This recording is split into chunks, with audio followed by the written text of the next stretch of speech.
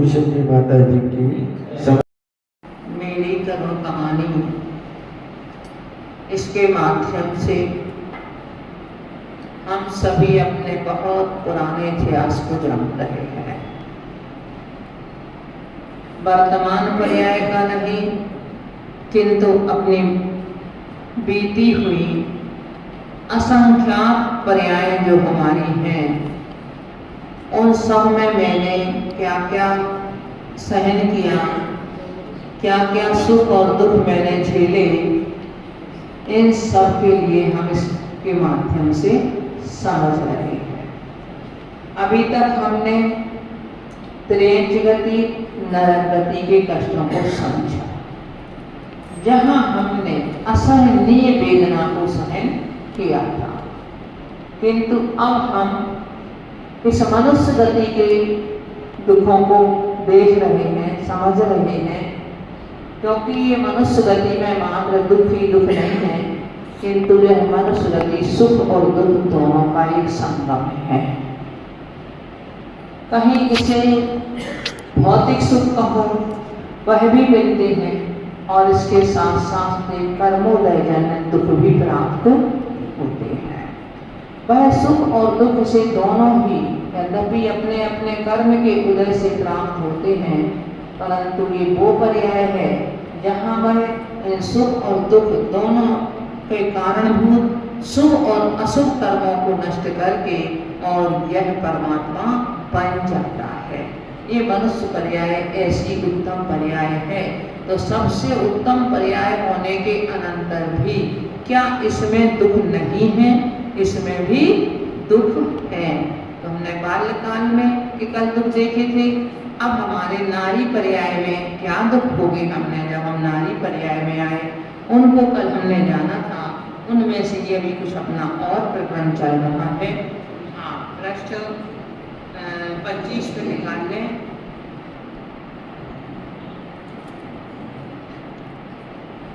मन चाहा धन यदि तात ने नहीं सास को दे पाया, तेल छिड़क कर आग लगा दिया, कुएं में फिकवाया। तरह तरह की गई यातना, पति का सौख नहीं पाया, दोषी होने पर औरों के मुझको दोषी बतलाया। कल हमने जाना था कि बचपन से ही क्या जन्म होते ही अगर बेटी का जन्म हुआ है तो सबके मुख एक बार तो मुरझा जाते हैं। जैसी आवाज बेटे के जन्म पर निकलती है, वैसी आवाज बेटी के जन्म पर नहीं निकलती। उसके बाद संकोच, लज्जा, शर्म के कारण जो कुछ करना चाहा वो हमने अपने आप में नहीं कर पाया। अपने आप को सोचा कि मैं सक्षम हूँ ये करने में, किंतु फिर भी कहीं लोक लाज हमारे सामने बाधा, कहीं शर्म हमारे लिए बाधक, कहीं परिवार में हम जिनके लोग हमारे लिए बाधक। तो इस तरह से जो कुछ चाहा वो भी हम नहीं कर पाए। जब विवाह की योग हुई तब भी हमारे लिए परेशानी, क्योंकि मेरे पीछे माता पिता दुखी, और माता पिता जब दुखी तो मेरे मन में भी अत्यंत उसमें कष्ट, और माता पिता के दुख को देख करके कभी कभी तो मैंने स्वयं का आत्मघात भी कर लिया। अगर मान लो हो भी गई शादी तो कहते ताने मारे, ननद और सासू के ताने सुन सुन करके भी मैंने कई बार अपने प्राणों की बलि दे दी। अब इसके आगे आज बता रहे हैं कि जितना ससुराल वालों ने धन चाहा था, उतना धन यदि मेरे माता पिता ने नहीं दे पाया, तो या तो वही दुल्हने उसके लिए मिलते हैं, तो उसे इतना टॉर्चर कर दिया जाता है कि वो स्वयं अपनी आत्महत्या के लिए या घर छोड़ने के लिए तैयार हो जाती है, या यदि कहीं मौका मिलता है तो उसके लिए वो तो मार दिया जाता है।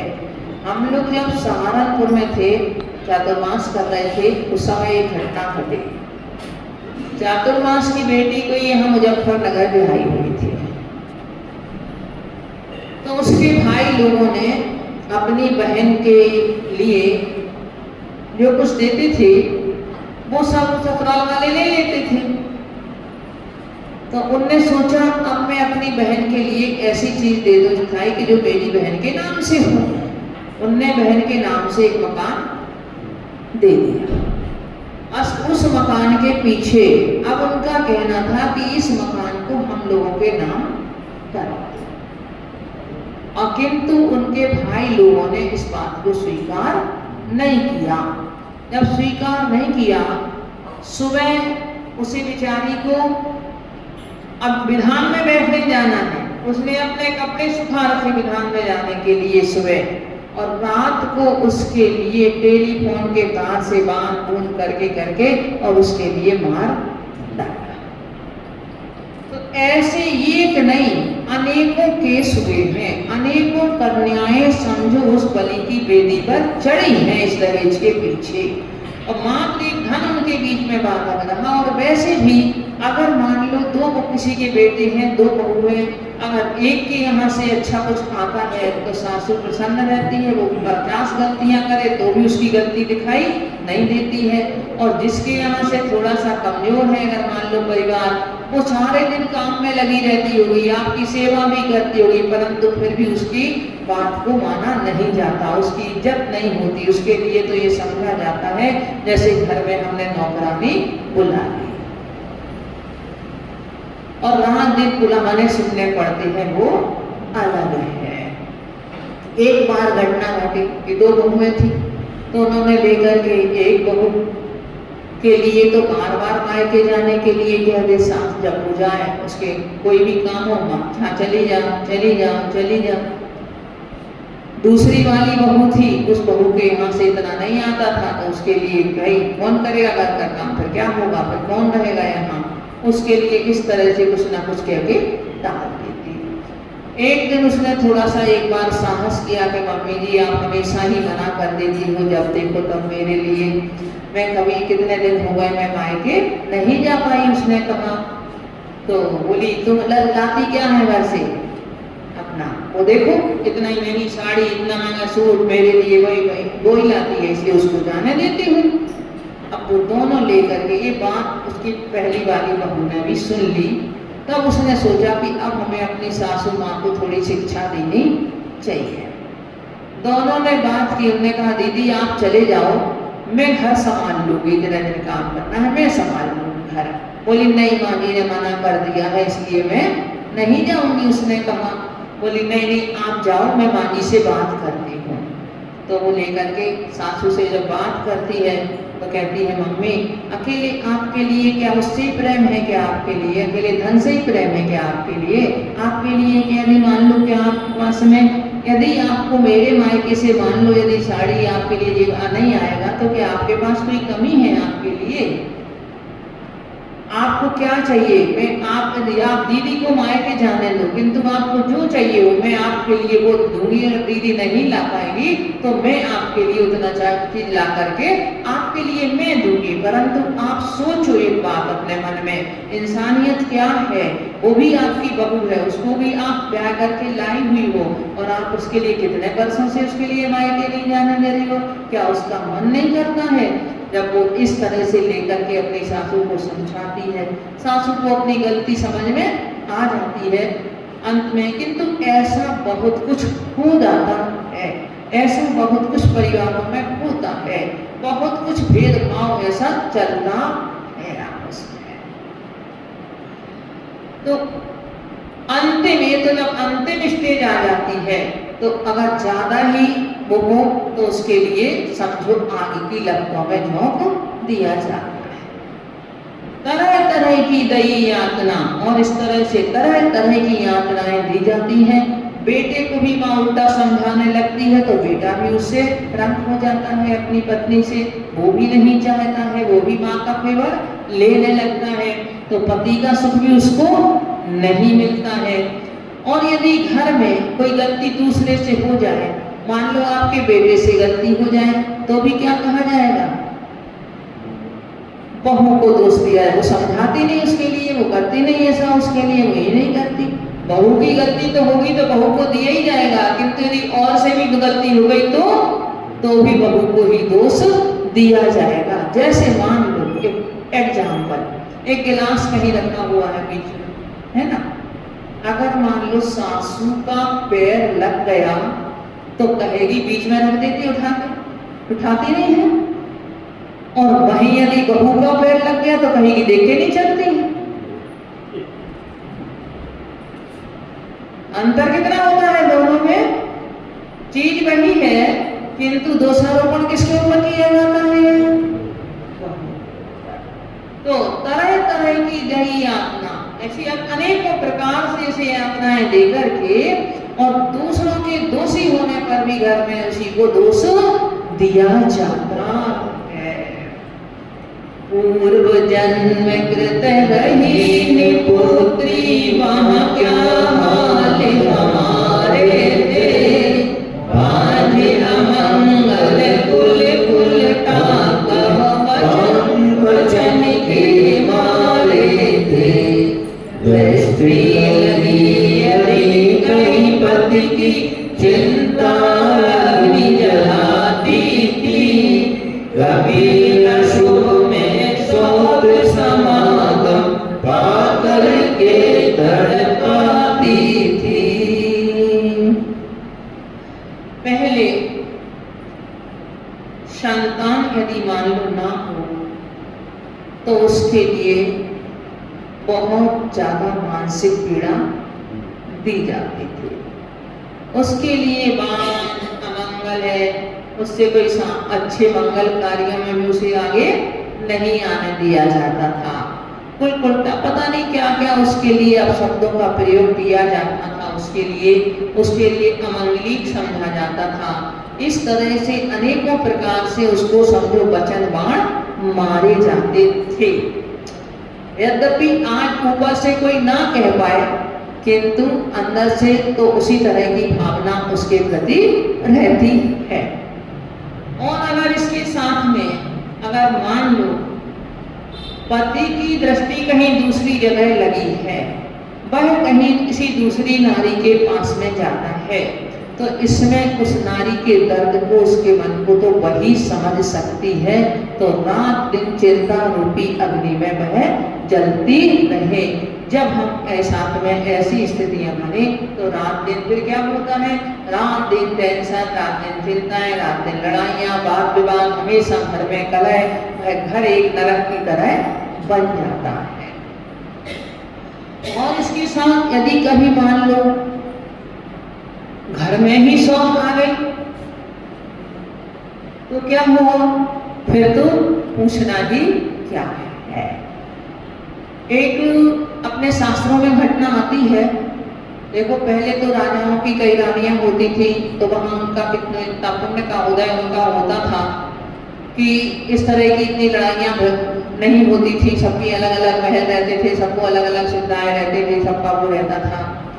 किंतु जब एक ही परिवार में, एक ही स्थान में कहीं रहना हो, तब वहां स्थितियां ज्यादा गंभीर हो जाती हैं। तो उसने सेठ के यहाँ, पहली जो सेठानी थी उसके यहाँ संतान नहीं थी, वो अत्यंत धार्मिक प्रकृति की थी। तो उसने लेकर के सेठ जी से विनय की कि आप एक काम करो, दूसरी शादी कर लो आप, क्योंकि नहीं तो आगे वंश कैसे चलेगा। लोग यही मानते हैं कि वंश हमारा कैसे चलेगा, आगे कौन संभालेगा ये सब। तो उन्होंने लेकर के बहुत कहने पर उसने चलो दूसरी शादी कर ली। अब इसने सोचा मैं तो अपना धर्म ध्यान करूं। सेठ अपनी दूसरी पत्नी के साथ में रहने लगा, ये अपना धर्म ध्यान करने लगी। जब एक बार जो गजकुमार मुंडास की कथा है वो इसी तरह की है, आपने नहीं सुनी हो तो। परंतु जब सेठ उसके साथ में पूरा समय देने लगा और इसके लिए बिल्कुल भी नहीं पूछता, तो इसके लिए फिर ईर्ष्या जगते हैं। धर्मात्मा थी, परंतु फिर भी जब अपना अपमान होता है वो किसी से देखा नहीं जाता, उसमें लेकर के ईर्ष्या की भावना जागृत हो गई। उसने सोचा अब उसके पुत्र भी हो गया, और जब पुत्र हो गया तो और भी ज्यादा सेठ का अनुराग उसके प्रति बढ़ गया। सोचा क्या किया जाए, तो उसने सोचा ये पुत्र ही हमारे इसकी जड़ है। तब एक दिन जब वो दोनों बाहर कहीं जा रहे थे घूमने के लिए, अपने मनोरंजन के लिए, तो इसने छल पूर्वक कह दिया कि मैं संभाल लूंगी बच्चे को, तुम चिंता मत करो, तुम आराम से जाओ। जिस समय व्यक्ति मायाचारी करता है उसकी आवाज बड़ी मधुर हो जाती है, लगता है इस जैसा और कोई हमारा हितैषी नहीं है। जैसे जब बाण मारता है तो झुकना पड़ता है ना, तो बिल्कुल झुक जाता है, बिल्कुल यानी एकदम आवाज भी बड़ी मधुर हो जाती है उस समय व्यक्ति की।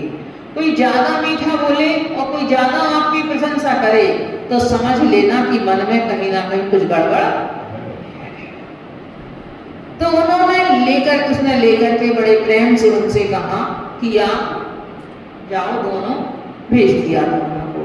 अब उसने सोचा चलो मुझे मौका मिल गया, और गरम गरम रोटी बना करके और उस बच्चे के सिर पे बांध दी।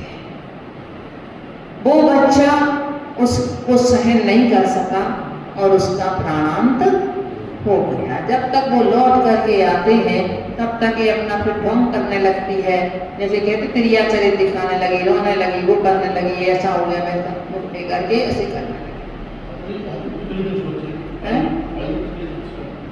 आई झूले में पालने में बहुत कम।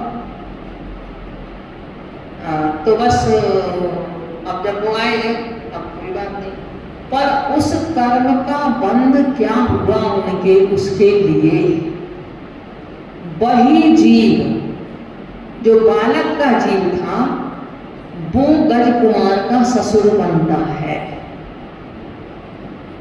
और ये आगे जाके अपने गलतियों का पश्चाताप वगैरह करके और राजकुल में उत्पन्न होती है और गज कुमार बनते हैं। और इन्होंने तो रोटी जलाई थी उनके ऊपर, परंतु उसने आकर के सिगड़ी जला दी इनके ऊपर। कर्म का फल इतना गुण रूप में जाकर के मिलता है, पर जिस समय व्यक्ति के मन में निज ईर्ष्या हो, कषाय हो, उस समय वह सोचता नहीं है। वह समझो कि कर्म का उदय ही ऐसा होना होता है, वो हमारे ज्ञान का विषय तो नहीं होता, किंतु ऐसा होना होता है तो उसकी बुद्धि उसी अनुसार चली जाती है, और जब वह कर बैठता है तब कहीं उसके लिए फिर पश्चाताप हो। तो ऐसे में असुत क्या था, किसके कारण था, सौत के कारण। तो सौत के कारण सौत समागम पाकर के तो और भी ज्यादा वह दुखी हो जाता है।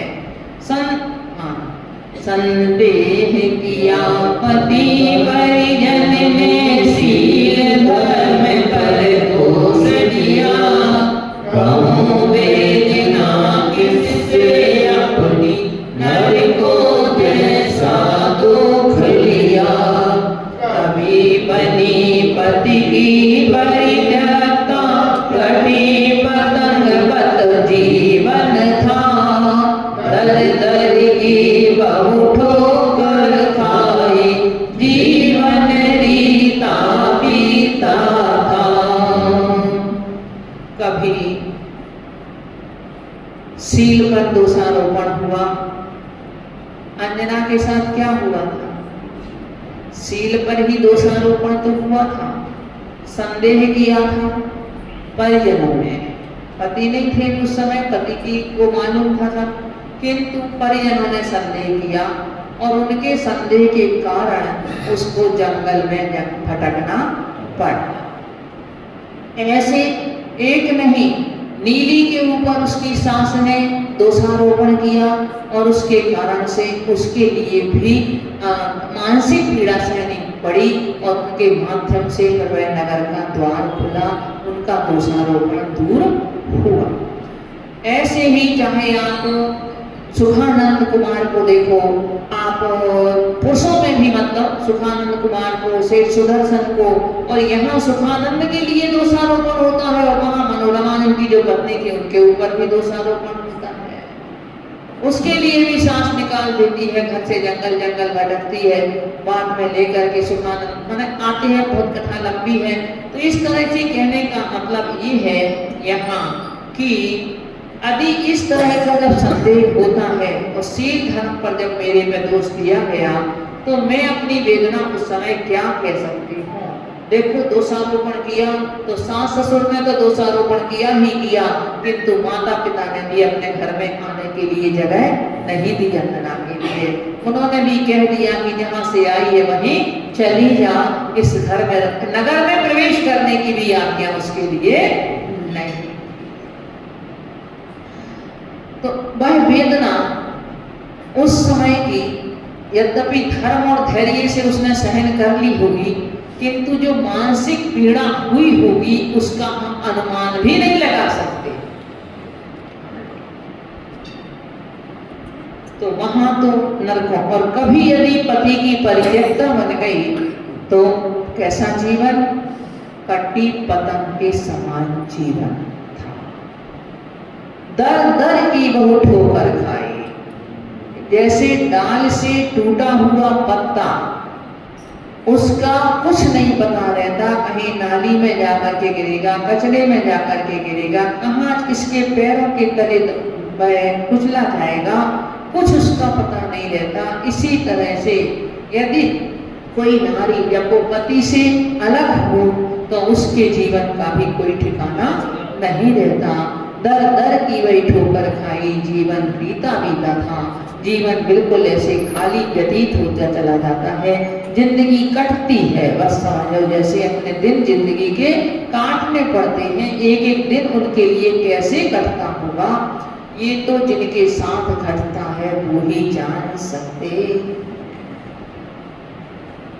लड़के लड़की हुए चार रस अपना नूर गवाया था, पालन पोषण संरक्षण में धर्म ध्यान बिसराया था।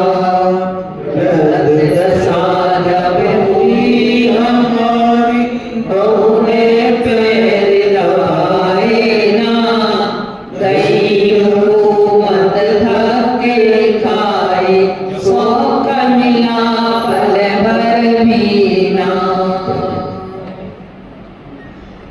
घर में परिवार में ठीक तरह से रह रहे हैं, रहने के बाद में भी बच्चों के पालन पोषण में अपना सारा समय व्यतीत कर दे।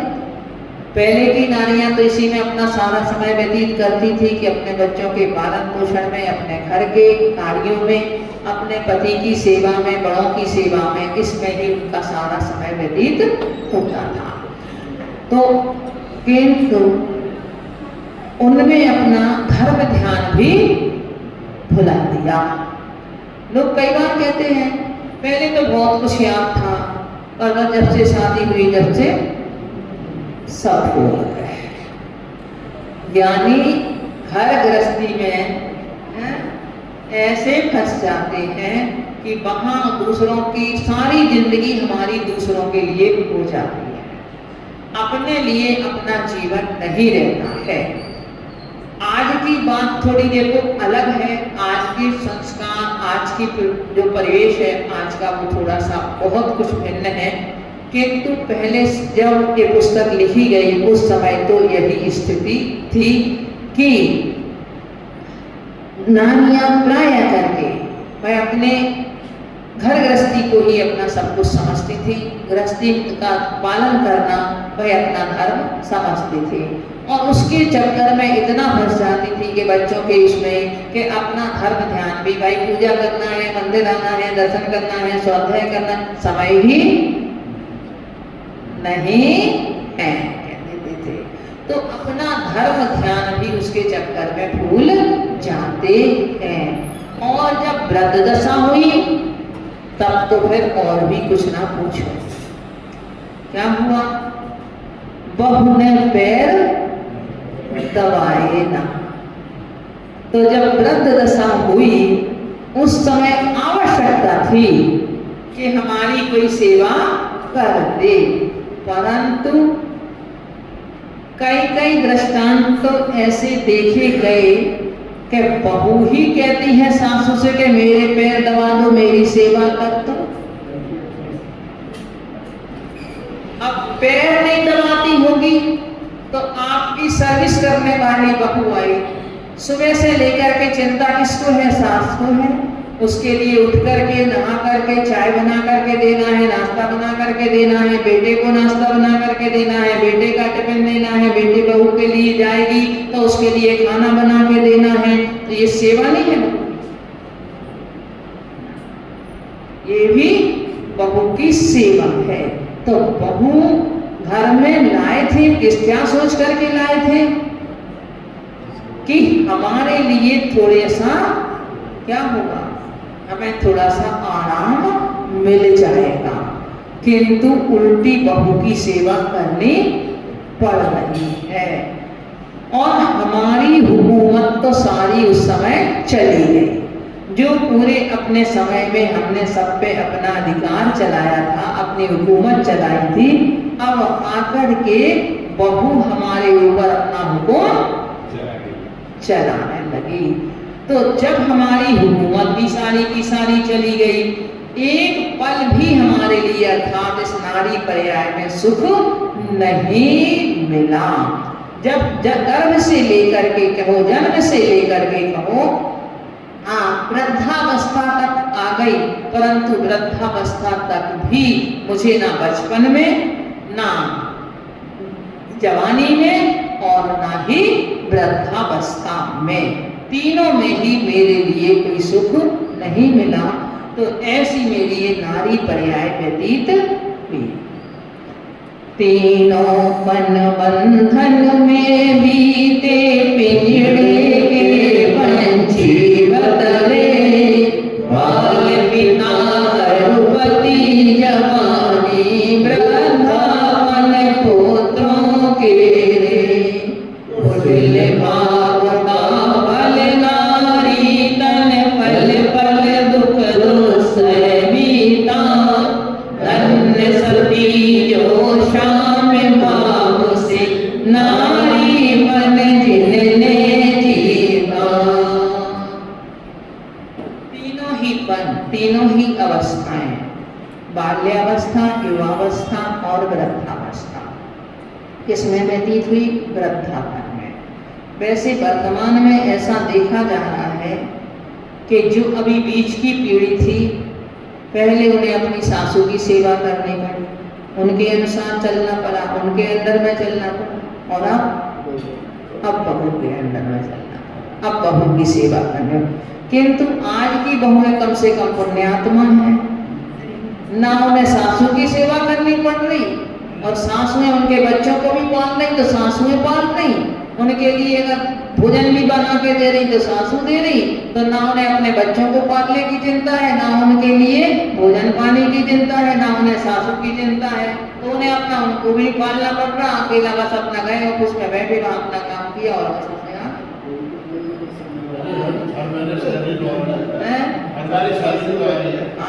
बस बिल्कुल कोई सहन करते।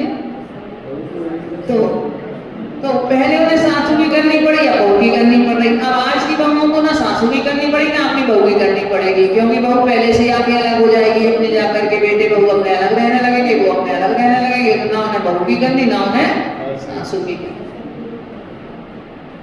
तो उस समय तीनों ही बंधन में, किंतु अब देखना ये है, मेन बात समझने की ये है कि ये नारी पर्याय मैंने पाई तो मैंने किसके फल से पाई, मैंने ऐसे कौन से कर्म किए थे कि जिसके कारण मुझे मानव पर्याय भी मिली, नर्तन मिला, किंतु नर्तन मिल करने के बाद में भी और मुझे नारी की पर्याय मिली।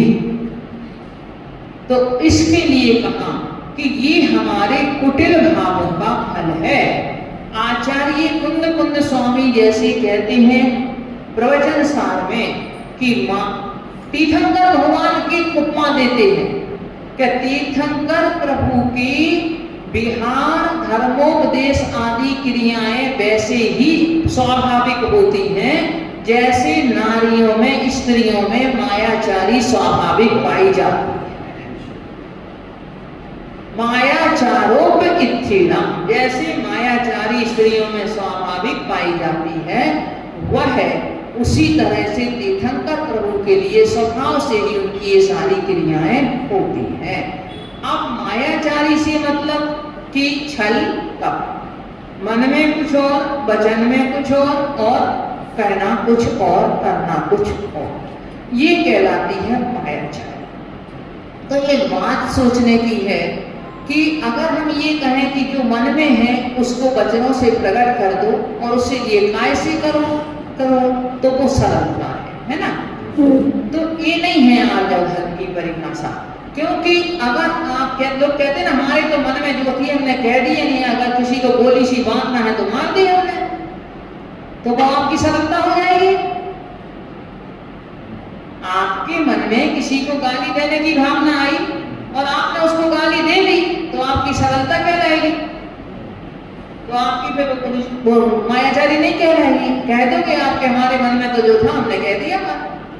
किसी की निंदा करने की बात आपके मन में थी, आपने दूसरे की निंदा कर दी, कह दिया भाई हमें तो जो सुना था जैसा कहा था हमने लेके वैसा कह दिया। ये हमारे मन में वही आए जो वचनों से कहने लायक और जो ऐसे करने लायक वह है सरलता। तो हमारे मन में ऐसे अशुभ विचार आए ही ना, पहले ही उन पे हमारा कंट्रोल हो कि जो विचार हम उनसे कह ना सके, ऐसा कार्य हम ना करें कि जो हम वचनों से कह भी नहीं सकते हैं उसको हम कर भी नहीं सकते हैं। तो अपने मन को भी ऐसे विचारों से हमें सुरक्षित रखना होगा, वह होगी हमारी सरलता।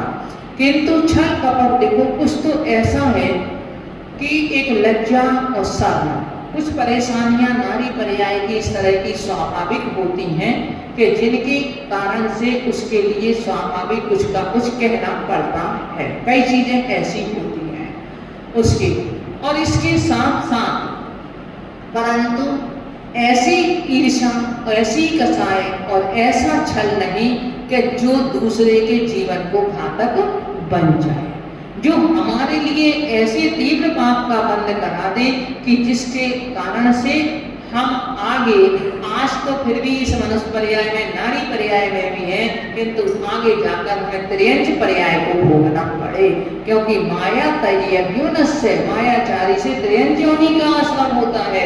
तो हम ऐसी मायाचारी कम से कम ना करें जिससे दूसरे का जीवन बिगड़ता हो, जिससे दूसरों का जीवन संकट में पड़ता हो, या कहीं लेकर के अपने घर में है, परिवार में, पता नहीं कितने प्रकार से मायाचारी के भी हजारों असंख्यात रूप है। ऐसा हम ना करें कम से कम।